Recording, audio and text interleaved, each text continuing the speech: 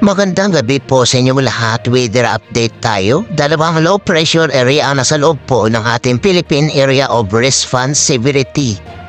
Yan po ay nasa bahagi po ng Infanta Quezon at ang isa ay nasa bahagi po ng Pangasinan dito sa Luzon. Ayon po sa pag-asa, mababa naman po ang tsansa na maging bagyo at lumakas, pero papalakasin niya po ang habagat ng umiral po sa malaking bahagi po ng bansa mula Luzon, Visayas at Mindanao.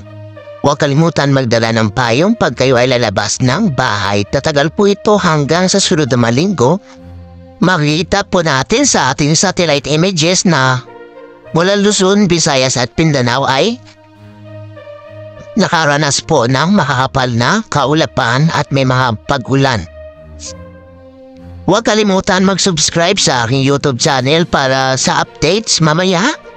Maraming salamat po sa inyong panunod.